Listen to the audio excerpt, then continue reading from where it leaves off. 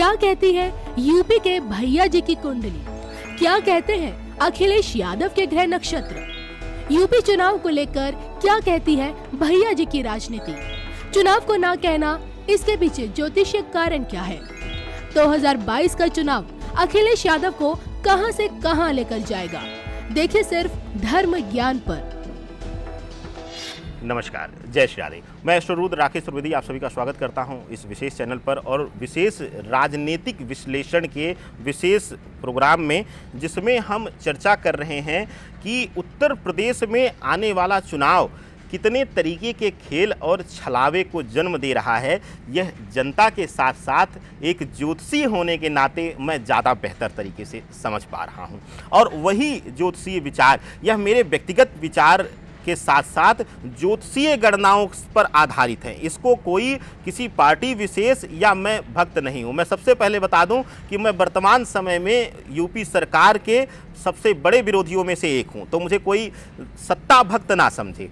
इसलिए सिर्फ मैं एक ज्योतिषी के रूप में, एक ज्योतिषाचार्य के रूप में यह भविष्यवाणी कर रहा हूं। आज जो मेरा विषय है यदुवंश, जिसको लोग अक्सर आपने देखा होगा, खास करके पश्चिमी उत्तर प्रदेश में गाड़ियों के पीछे भी लोगों ने लगा रखा है, लिख रखा है यदुवंशी हैं हम, सपा का लोगो। और अखिलेश यादव अपने आप को कृष्ण के समान एक राजा की तुलना करते हैं और कहते हैं कि हम धर्म की लड़ाई लड़ रहे हैं, हम धर्म से हटकर हैं, हम धर्म को, सभी धर्मों को एक मानने वाले हैं। एकदम से नहीं भैया। ज्योतिषीय गणना कहती है कि आप व्यक्तिगत और पारिवारिक लाभ के अन्यत्र आपने कभी कुछ सोचा ही नहीं, ना तो आपके पिता ने ना आपने। आपकी कुंडली आपके पिता से भी हटकर है। आप और ज़्यादा स्वावलंबी हैं, अपने लाभ को लेकर जीने वाले हैं। आप अपने हानि जहां होगी वहां आप जाना ही नहीं चाहते हैं और यही जगहों पर आपकी राजनीतिक सोच को विनाश की तरफ अब राजनीति में ले जा रहा है। देखिए, हम कटाक्ष जातिगत नहीं कर रहे हैं, हम सबके आराध्य भगवान श्री कृष्ण को प्रणाम करके एक उदाहरण दे रहे हैं भगवत गीता का, कि वहाँ पर उन्होंने माना है कि जब वह एकदम से अंतिम चरण में थे उस युग के, द्वापर युग के, तो वहाँ पर उन्होंने माना कि वह राज सत्ता के मद में आकर, और क्योंकि परिवार और कुटुंब इतना बढ़ गया था, विस्तार आ चुका था कि उस समय धरा पर उनसे शक्तिशाली कोई था नहीं और सभी लोग उस समय तक उनको ईश्वर मान चुके थे। जिन लोगों के भ्रम था वह भी उनके सामने नतमस्तक हो चुके थे। तो उस समय उन्होंने माना कि उनके कुल के लोग, यहाँ पर उनके विषय में नहीं बात आती है, वह ईश्वर के 16 कलाओं में माहिर थे तो उनको हर चीज़ का विवेक था। तो लेकिन वहाँ पे उन्होंने स्वयं कहा है कि मेरे कुल के लोग, यदुवंश में जन्मे लोग, गलत दिशा में सत्ता के मद में आकर, लोभ काम वासना के वश में आकर वहाँ पर कहीं न कहीं दुराचारी हो गए और उस कारण से द्वारका का विनाश या पतन कह लें हुआ। इसके पीछे आधार कई ऋषि मुनियों का श्राप भी आता है और कह लें महाभारत कालीन विशेष रूप से श्राप को यहाँ पर संज्ञा दी जाती है। लेकिन अब अखिलेश के साथ यह कैसे आता है? अखिलेश के साथ इस तरीके से आता है कि जब आप राजनेता होते हैं तो आप किसी धर्म को, किसी जाति को, किसी विशेष समुदाय को लीड नहीं करते हैं।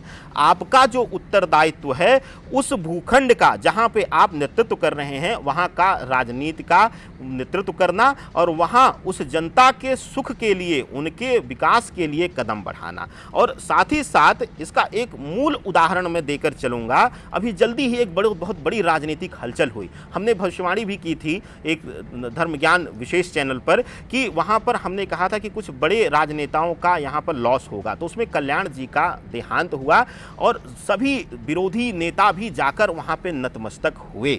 लेकिन अहम के बस में आकर वहाँ पर अखिलेश यादव को समय नहीं मिला, जिस पे लोगों ने कटाक्ष भी किया। अब यहाँ को मैंने क्यों लिया इस विषय को? कुंडली आधारित लिया, क्योंकि अखिलेश को राजनीतिक अहम वहाँ पर था, राजनीतिक विरोधाभास था। इस पर एक उदाहरण मैं देता हूँ अपने परिवार से कि हमारे परिवार से, एक परिवार से बड़े पुश्तैनी दुश्मनी चली आ रही थी। तो उनके घर जब भी देहांत होता था तो हमारे बड़े वाले पिताजी डांट कर भेजते थे, या कोई दुर्घटना हो जाती थी, कोई बुरा समय आता था तो डांट के भेजते थे कि आज उनके दरवाजे पे जाओ।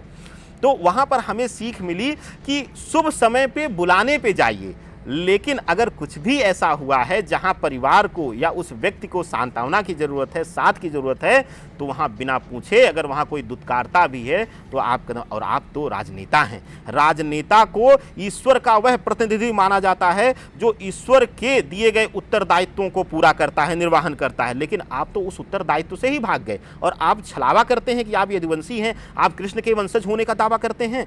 एकदम से नहीं। कृष्ण ने कभी भी जातिगत रूप से सत्ता नहीं किया। उन्होंने हर किसी को दंडित किया, हर किसी को जो गलत दिशा में थे, जो धर्म का विनाश कर रहे थे, जो धर्म के विरुद्ध में थे, उनका विनाश किया उन्होंने जातिगत रूप से नहीं किया, उन्होंने धर्म विशेष को नहीं रखा। तो आप भी इस चीज़ को छोड़िए और प्रत्यक्ष रूप से साबित करिए, बोलने से छलावे में मत आइए। ग्रही दृष्टिकोण आपका अच्छा है, आपके प्रति लोग आकर्षित होते हैं, लेकिन जो इस समय केतु आपका है वह आपके प्रति लोगों को आशंकित करना और आपके ऊपर विश्वास की कमी लाता है। यह पूर्ण रूप से आपकी कुंडली दर्शाती है।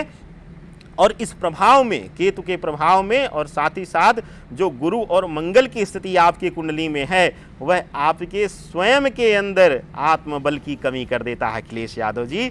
तो पहले आप उस बल को बढ़ाइए और उसके बाद भारत छोड़िए, पहले उत्तर प्रदेश के किसी विस्तृत एरिए पर आप फिर काबिज होने का पुनः प्रयास करिए। एक बार सत्ता, लोभ मिल जाना, सुख मिल जाना, वह नहीं दर्शाता है कि आप उसके पूर्ण काबिल हैं। अब आपको साबित करना पड़ेगा। ठीक है, आपकी कुछ कार्य योजनाओं का अब उद्घाटन हो रहा है, आप उसका विरोध कर रहे हैं, लेकिन आप जनता के साथ छलावा भी कर रहे हैं, जो कि आपका छली नेचर जो है वह दर्शाता है। और आपकी कुंडली अति की छली कुंडली है और आपने वह प्रमाणित भी किया है। और आप स्वयं अपने पत्नी के भी शायद विश्वासपूर्ण नहीं हो सकते हैं, माता पिता के तो छोड़ ही दीजिए। तो इसको एक सामान्य राजनीतिक विश्लेषण ना लीजिएगा, इसको मात्र एक ज्योतिषी विश्लेषण लीजिएगा। और कहीं भी कुछ भी हमसे त्रुटियां हुई हों या कुछ छूटा हो तो उसको कमेंट के माध्यम से ज़रूर बताइएगा। आप सबके स्नेह का आभासी। नमस्कार। राकेश।